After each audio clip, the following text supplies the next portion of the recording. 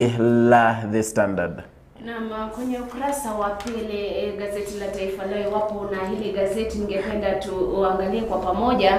Anasema kwamba kule Afrika Kusini aliyekuwa rais wa zamani Jacob Zuma amehukumiwa kifungo cha miezi 15 gerezani. Kosa lake, alikaidi agizo la mahakama kufika mbele yake alifaa kujibu mashtaka ya ubadhirifu wa mali pamoja na wizi wa mali ya nchi ya South Africa ama Afrika Kusini. Anasema kwamba alifaa kufika by the way kule kwenye korti mwezi ngapi?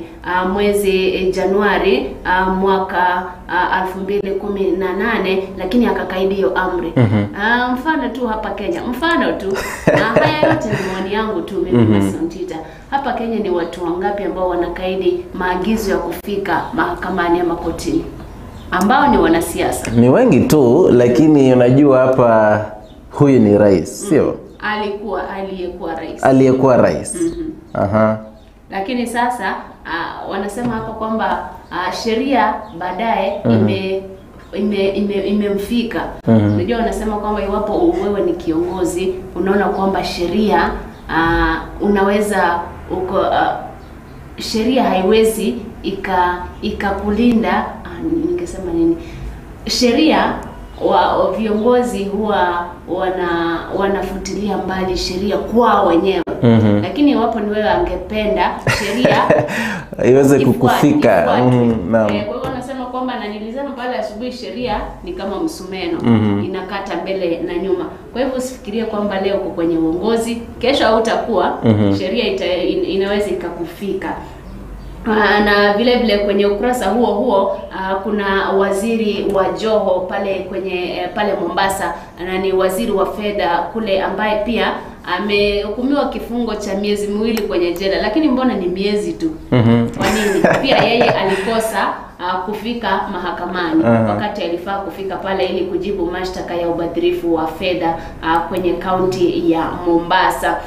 Nikigeukia pia kuna swala la chanjo, ambapo Uhuru Kenyatta ambaye ni rais wa Kenya ameahidi kwamba kufikia mwaka ujao watu milioni 10 watakuwa wamechanjwa. Yote hayo umeangazia nadhani kwenye Standard, akisema kwamba hivi karibuni mwezi wa Agosti Kenya inatarajia kupata chanjo ya Johnson & Johnson.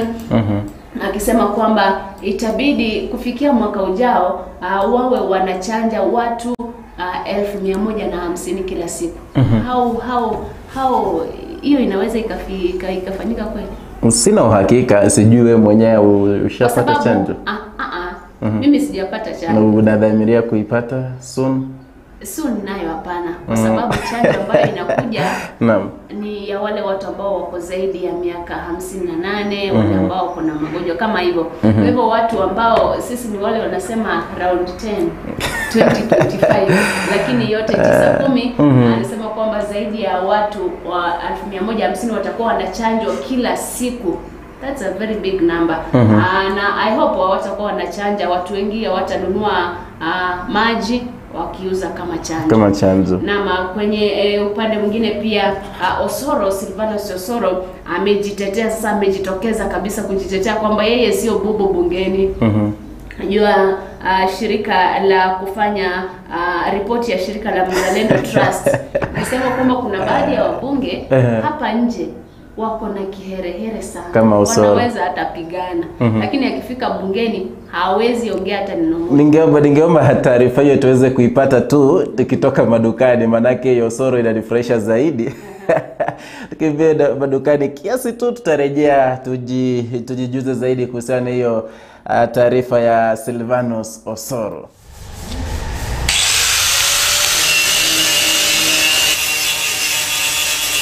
Je, unahitaji kukarabati gari lako kwa njia yoyote ile? Usitie hofu. Dhibiti hali ya gari lako sasa.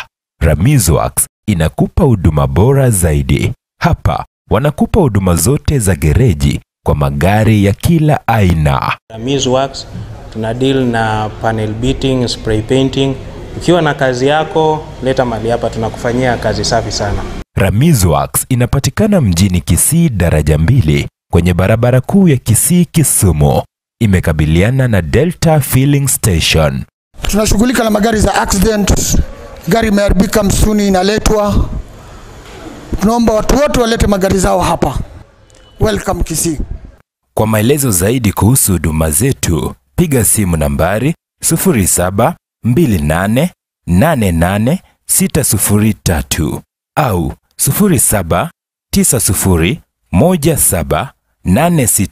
0790178686. Ramizworks, huduma bora kwa bei nafuu. Now introducing My Story, Story Yangu. Let's know your story. It might be of great encouragement, inspire, or teach someone a lesson. Sasa, ungana naye Omwana Wepegetutu Videlis Omingo Muchoge kila siku ya wiki ndani ya Story Yangu, kuanzia mwendo wa saa 4 asubuhi hadi saa 8 mchana. My Story, Story Yangu ndani ya AGR FM.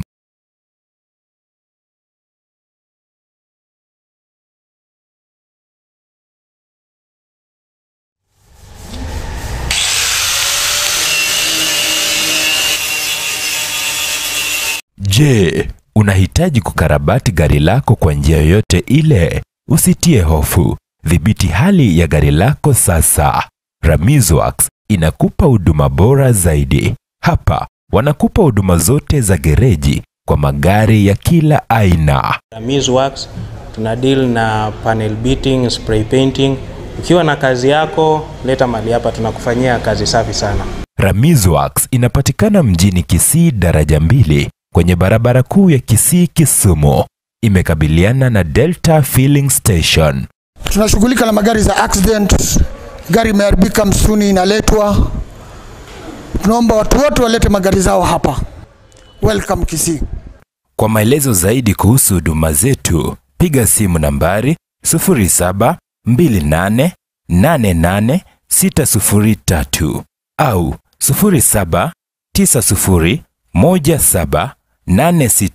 0790178686. Ramizworks, huduma bora kwa bei nafuu. Kumwancho matagarari samarieta nguru kusaro nchangu igontegerete radio station ekurukwa bagusi Global Radio asenge ncho yobasemia inde tonyako batogo serio butaka seitogusi na inche kurwali kero kanguru kweli asmabiria ni gontegerete omugusi Global Radio na abagusi no mugusi tabauti akinero nche monon konyeruka abagusi Global Radio mbuya mona sega siengia to kwanyarane to serio butaka gusi yeito yali konyarikana gaki timotiga momente mbuya mono sana. Okay, abantu baminto iga gontegerete abagusi Global Radio. Nchutwensiga iga turageramo chingeni no chire chinsaga omotere linagu byonse soboamo ndorwara ndobwena kero kiombura twarwara kero kiomuna kera twensi tuchamo gaiga ase abagusi Global Radio ambia mono. Okay, matagerete abagusi Global Radio abantu baminto morwara corona nebo kara America inju boka sanitizer ekorusie binyinyi byonsi pinta kobise korwabu ntobwato morobo gosambo bokima nesuguma tori obokimekeni karibu. Emotegerete abagusi Global Radio all the way from Nyacheki. Thank you. Unasikiliza Abagusi Global Radio. Now introducing My Story, Story Yangu. Let's know your story. It might be of great encouragement, inspire, or teach someone a lesson. Sasa, ungana naye Omwana Wepegetutu Videlis Omingo Muchoge kila siku ya wiki ndani ya Story Yangu, kuanzia mwendo wa saa 4 asubuhi hadi saa 8 mchana. My Story, Story Yangu ndani ya AGR FM.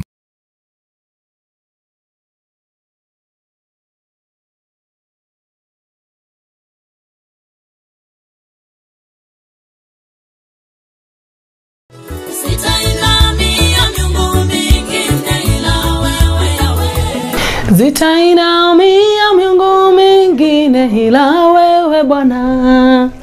Zitainamia miungu mingine ila wewe yawe kaba tegere one speed na barigere ba Global Radio na bakwani rimbi ya more asama leta ngoro kunaskeru mwende gari ya YouTube ngo basaba mu subscribe na ndo weke comment ya ororo.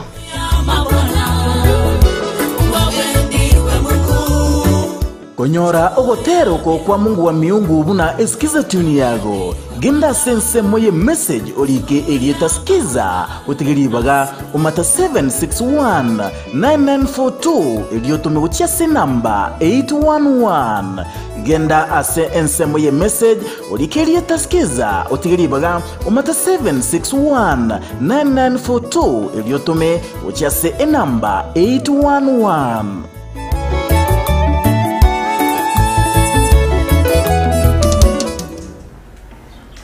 Na kwenye ukurasa wa pili nilikuwa naangazia taarifa ya Silvanus Osoro kujitokeza na kusema kwamba yeye si bubu na kwamba ati corona ndio ilifanya yeye asiweze kuongea bungeni na vile vile kuongeza kwamba hiyo kelele hiyo domodomo yake ndio ilimpeleka bungeni, lakini corona ikamfanya asiweze kuzungumza pale bungeni. Hayo yote ni ya Silvanus Osoro. Kwenye ukurasa wa 3 naona wanasema kwamba Ruto anaendelea kuwanyemelea viongozi zaidi kutoka kwenye eneo la Mlima Kenya, ikiwa wa hivi karibuni by the way kuingia United Democratic Alliance UDA ni anaitwa nani Muthoni wa Gashomba ambaye ni mwakilishi wa bunge mwanamke kwenye eneo la Githunguri, na vile vile kuna Caroline anaitwa mbunge wa Githunguri Gabriel Kago, ni kati ya wale ambao wameingia pale UDA. Vile vile duru za kuaminika zinasema kwamba Ruto ana nia ya kuzungumza na mbunge wa Thika mjini Patrick Wainaina ambaye kwa sasa ni kama kwamba ana azma ya kuwania kiti cha ugavana Kiambu. Ni kati ya yale tu mambo ambayo yanaendelea kufanyika katika ulingo wa siasa, wakisema kwamba Ruto anataka kuingia Mlima Kenya kabisa. Ni baadhi tu ya yale ambayo yako kwenye gazeti la 3. Kupata mengi zaidi jinunulie gazeti la Taifa Leo ujisome mengi zaidi. Naam, ukurasa wa 4 gazeti la The Standard hapa ndio naona International Monetary Fund imeweza kupatia serikali ya nchi ya Kenya tough condition ama masharti magumu zaidi ili waweze kupata ile mkopo ama ule mkopo walioitisha wa shilingi bilioni 256 atakaopata ilikuwa ambayo ni 3-year loan facility. Kwa hivyo pamoja na yale masharti ni pamoja na COVID-19 millionaires waweze kusemwa na kukua revealed. Hilo ni agizo la kwanza, kwamba ndio condition, the first condition ili waweze kupata huo mkopo wa shilingi bilioni 256. Vile vile waweze kupunguza the debt levels, mikopo waweze kuipunguza, na vile vile kuongeza ushuru ili pengine waweze kuongeza ushuru na kupunguza matumizi, pengine ndio itakuwa rahisi ili waweze kulipa hiyo huo mkopo. Vile vile the target is for the treasury aweze kupunguza bajeti, hiyo shimo ya bajeti hadi shilingi bilioni 663. Kwa hivyo ni hayo tu yameangaziwa kwenye ukurasa huo. Ukurasa wa 5 vile vile ni hayo tu ya mikopo na hayo yote ambayo IMF inahitaji ili kupea Kenya mkopo wa shilingi bilioni 256. Na kwenye ukurasa wa 4 Taifa Leo ni habari za kaunti ambazo zimeangaziwa tu. Baadhi ya zile kaunti ambazo zimeangaziwa kule Eldoret, naona kwamba kuna mwanamke mmoja ambaye alikiri kujaribu kumuua mtoto wake kwa kumtupa pindi tu baada ya kumzaa. Ni visa ambavyo vinaendelea kuonekana sana nchini Kenya katika maeneo tofauti. Kwa hivyo yule mwanamke aliweza kukiri kule Malindi. Serikali imeweka mikakati kadhaa ili kuhakikisha kwamba watu hawatakuwa na njaa ama watazuia maafa ya njaa kwenye kaunti ile, ikiwemo ni kupokea fedha kutoka kwa serikali. Kule Rachuonyo watu 6 wamekamatwa kufuatia kisa cha wizi ambao ulifanyika kwenye afisi za kaunti. Wanasema kwamba zile afisi zilikuwa zimejengwa vikali zaidi na zimelindwa na polisi, lakini watu 6 walivunja ndani na wakaiba mali ya dhamani. Watu hao wanaendelea kuhojiwa na watafikishwa mahakamani. Thika kule kuna mwanamume mmoja ambaye alipatikana nje ya afisi za ardhi akiwa amejining'iniza pale, amejitia kitanzi. Anasema kwamba nani kwa mti ambao uko pale kwenye ofisi za ile county. Kutoka kule Nandi wanasema kwamba serikali inadhamiria kwenda kuongeza ada ya ardhi ili kuhakikisha kwamba county hiyo inakusanya pesa zaidi katika ile inajulikana kwamba ni tax. Na kule Kwale kwa haraka tu kule Kwale kuna mzozo wa ujenzi wa bwawa ambao kulingana na wale viongozi wa kule wanasema kwamba inabidi ama watu wanafaa kufidiwa vizuri. Watu wanafaa kufidiwa vizuri na wakishafidiwa ndipo ujenzi wa bwawa hilo uendelee kule Kwale. Ukurasa wa 5 ni habari za Afrika na dunia. Nikiangalia kule namuona picha ya Tundu Lissu. Tundu Lissu ni kiongozi wa upinzani kule kwenye nchi ya Tanzania, muungano wa Tanzania, na kwa Tundu Lissu anataka afanye kazi na Rais Samia Suluhu Hassan. Kwa hivyo kule anasema kwamba mimi bado nasubiri nipigiwe simu na Suluhu Hassan aniambie kuja tufanye kazi. Hayo ni maneno ya Tundu Lissu. Kwa kwamba Tundu Lissu mwaka 2017 aliweza kupata majeraha makubwa zaidi baada ya kupigwa risasi mara 16. Kaponea chupu. Mwaka uliopita wakati wa uchaguzi akasema kwamba mimi sasa naona kwamba nataka kuuawa, akatoroka Tanzania. Uliona mambo ambayo aliyafanya hapo nyuma, lakini yote 9-10 anasema kwamba yeye bado anasubiri Samia Suluhu amukaribisha wafanye kazi pamoja. Ukitaka kupata taarifa kutoka Ethiopia pamoja na Mexico, kuna Swatini pale wanasema kwamba serikali ya nchi imesema kwamba rais Mswati hajahama nchi hiyo, kwa sababu kumekuwa na tetesi zinasema kwamba rais wao ametoroka nchi hiyo baada ya maandamano ambayo yalifanyika Jumapili. Lakini serikali imekanusha hayo. Ukitaka ya Florida kule Amerika, tafadhali jipatie gazeti la Taifa Leo uyasome zaidi. Naam, ukurasa wa 6 hapa ndo tunaangazia yale ambayo Wakenya wamekuwa wakifuatilia sana tangia siku ya jana hadi leo. Vile wako na uhakika ama pengine wana ile tamaa ya kujua hatma ya kesi hii ya BBI, kwamba hapo jana the Attorney General kwa anasema kwamba wale majaji akina Joel Ngugi, George Odunga, Jairus Ngaah, Chacha Mwita na Teresia Matheka walikuwa na ubinafsi wao na walikuwa na uhasama baina yao na rais, ndio maana wakaweza kusema yale yote waliosema, lakini kwamba haikuwa vyema zaidi kuhusiana na ile BBI jinsi waliweza kuisimamisha, kwamba ile inastahili kusimamishwa na Wakenya wenyewe, si wao wenyewe majaji kusimamisha ama ku halt the BBI movement. Ukurasa wa 7 vile ukurasa wa 7 ndo tunaangazia the rough battle ambao mawakili ambao wanapinga uamuzi wa wale majaji 5 hapo jana katika ama ilikuwa ni saa 3:10 asubuhi. Judge Daniel Musinga, Roselina Mbuye, Hana Ukwengu, Gatembu Kairo, Patrick Kiage, Fatuma Sichale na Francis Tuyot waliingia kwenye tent moja hapo ya Chief Justice Justice Court ambapo waliweza kuzungumza mengi zaidi. Kesi hiyo bado inaendelea na vile vile kama Wakenya wote tunaongojea hatma ya kesi hiyo, ikiwa BBI Reggae bado ipo tena ama iliweza kuangamia. Yote hayo tutayajua baada ya hizo siku 4. Naam. Kwenye uamuzi pale kwenye koti ya rufaa.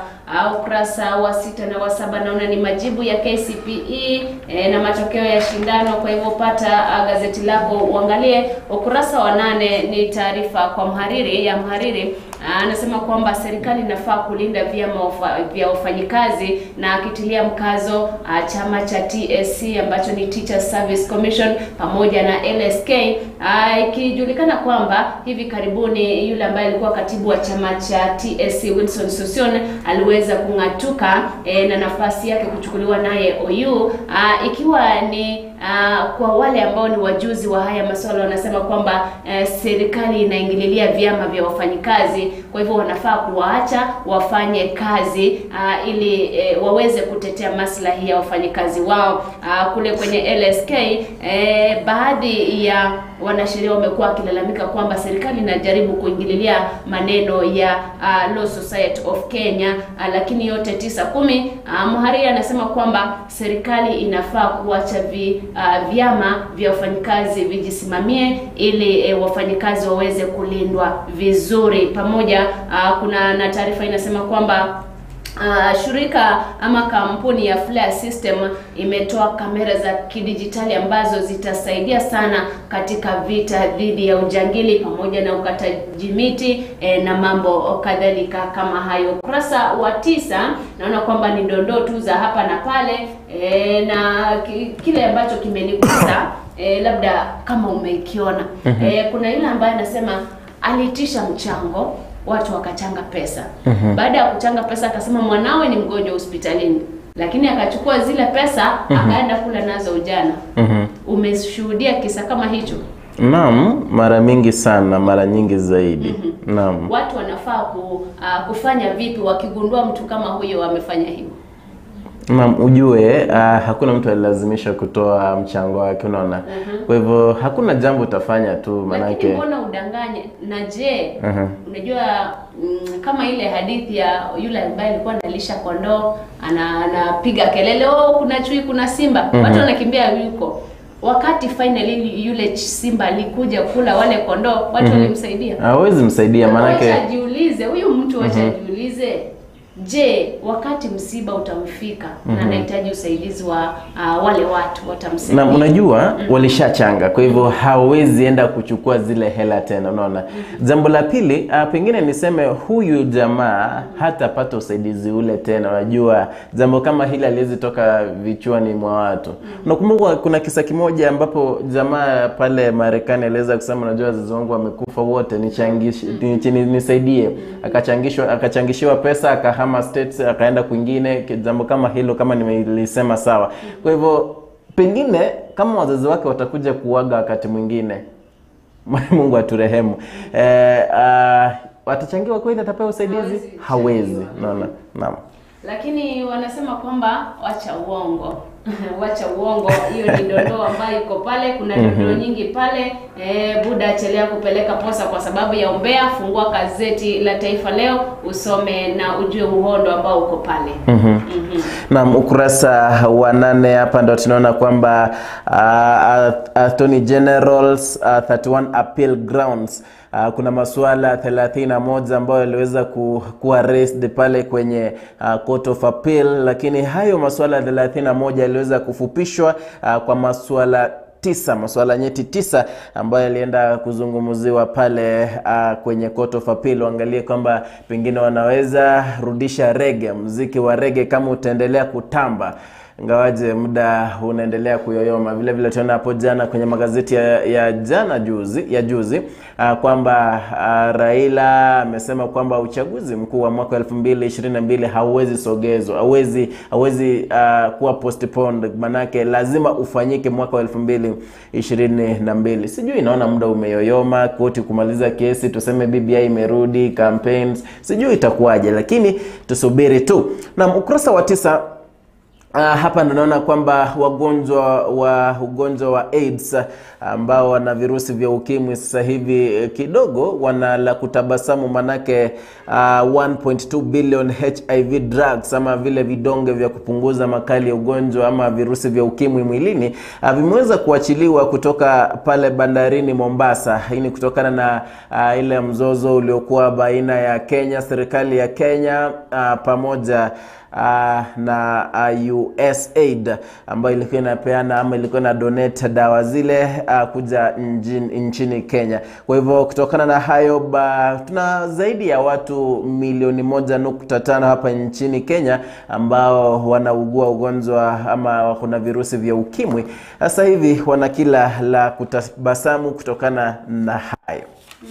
Kwenye ukurasa wa 10 ni barua na naona kwamba watu wanasema kwamba wahalifu ambao wanawateka nyara watoto na kuwaua wanafaa waangamizwe. Ikiwa kwamba katika siku za hivi karibuni tumeshuhudia visa vya watoto kutekwa nyara, tumeshuhudia visa vya watoto kuuawa, wengine wanauzwa. Kwa barua pale wanasema kwamba kuna haja ya maafisa wa polisi ama wa usalama kuhakikisha kwamba wale ambao wanapatikana na hatia ya kuwateka nyara watoto na kuwaua na kuwauza wameangamizwa kabisa. Kwingine naona kwamba CBC ambayo ni curriculum mpya inafaa kupata ufadhili zaidi na serikali ili iweze kufaulu. Ni maoni tu ya Franklin Mukembo.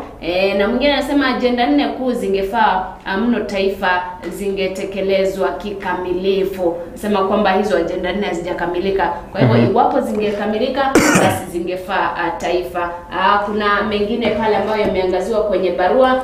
Kwa wewe msomaji wa Taifa Leo, jipatie gazeti hilo ukaangalie vizuri kabisa. Kwenye ukurasa wa 11 sioni la kutufaidi zaidi, ila namuona Wala bin Wala anaitwa anasema kwamba kuteka nyara kwa watoto ni unyama na hatari kwa usalama.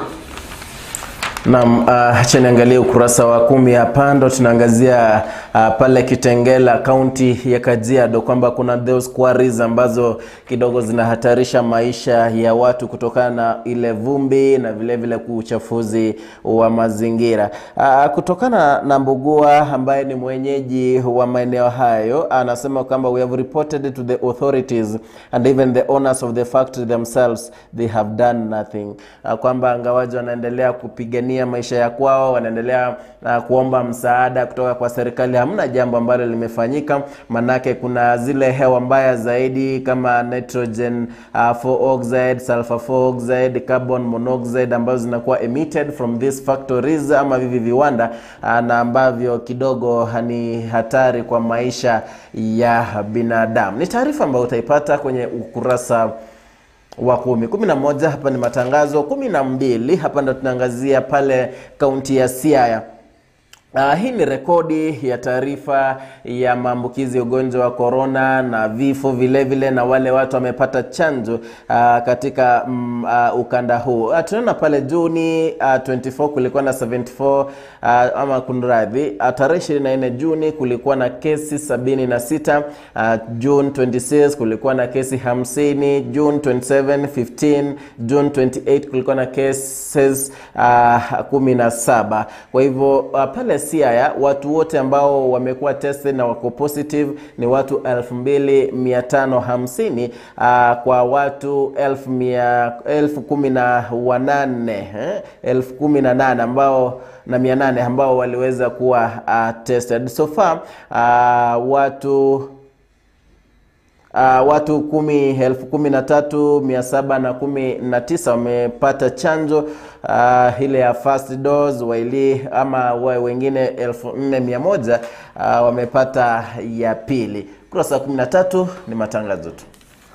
Na ukurasa wa 13 vile vile pale naona tu ni maneno yake Wala bin Wala, utayasoma ukipata. Kuna sauti ya mkereketo pale anasema ile lile wazo la Wizara ya Elimu kutengeneza sekondari ya mtaala mpya kwenye shule za msingi halina maana, kwa sababu mwanafunzi akimaliza darasa la 7 anafaa kwenda junior high. Kwa hivyo anafaa kwenda darasa la 8 lakini ni junior high.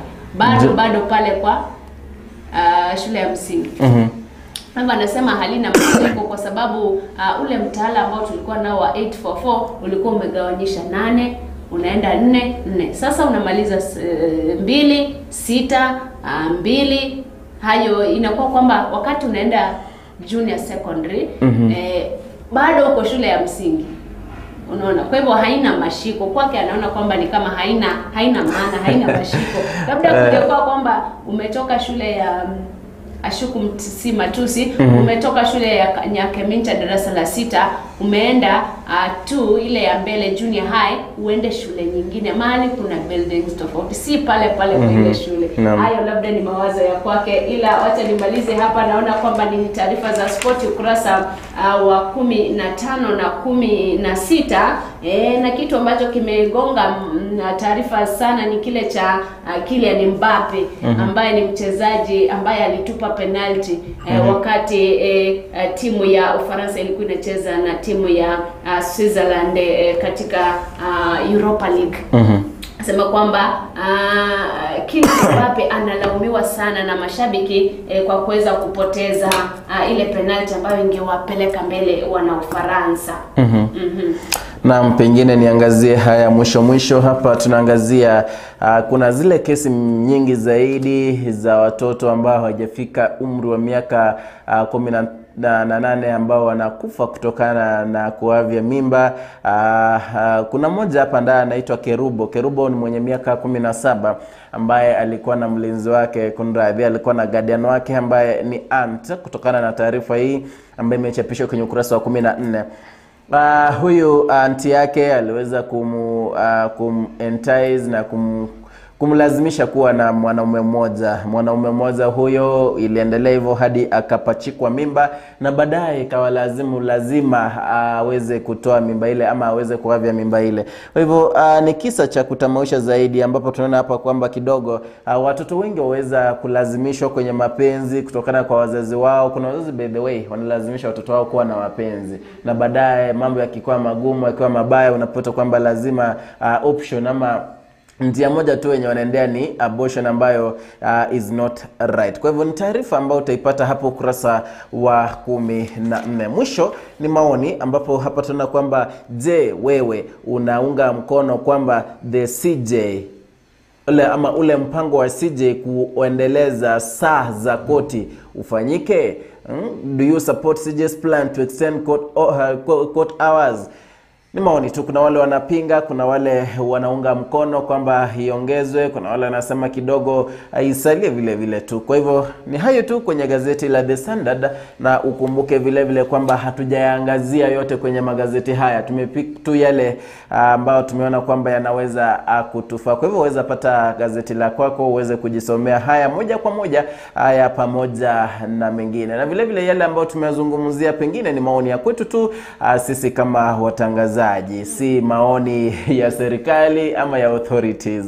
Kabla hujakamilisha, umesoma hapo taarifa kwamba kuna baadhi ya wazazi ambao wanawalazimisha watoto wao kuwa na mapenzi na wanaume, alafu baadaye wanakimbia, wanarudi, watoto ni wajawazito, kwa hivyo inabidi waavye mimba.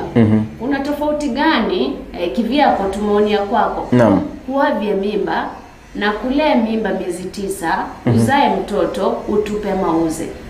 Kuna tofauti kubwa. Naam. Gani? Ingawaje wajua haya yote ni mauaji. Yote ni mauaji na si nzuri kabisa. Yote ni mauaji, naam. Lakini sasa yule ambaye amelea mimba ile akazaa kisha akatupa kidogo ni upuzi zaidi kuliko yule ambaye aliavya. Naam, manake nimesema kwanza yote ni makosa, sio? Lakini sasa huyu si angetoa tu mapema basi, badala ule uteseke hizo unaelewa maneno na mimba, uzae upitile yale maumivu ya leba, uzae vizuri kisha utupe. Mbona sasa upitie hayo machungu yote alafu tupe? Naam, si ndio swali, nasema huu ni upuzi sasa. Heri angeaje hiyo mimba mapema tu. Sio kwamba yote ni makosa, na iwapo wewe ni mjamzito kitu ambacho unafaa kufanya ni maoni ya kwangu tu. Tafadhali wale ambao ni labda rafiki zako, wazazi wako, jamaa zako, wanafaa kukufika karibu, wakueleze uzuri wao wenyewe walikulea wewe ukakuwa mkubwa. Mbona wewe uzae alafu tupe? Lakini yote 9:10. Nashukuru sana kwa kuwa ndani ya RFM leo magazetini. Ila kwa njia ya moja kwa moja tutarudi kwingine kwenye tumalizie mpango wa Anza na Bwana. Naitwa Masi Ontita, nilikuwa nimeshikilia nafasi yake Videlis Moshoge. Naam, hadi hapo kesho sana wakati kama wa leo, niite Edwin Mukaya.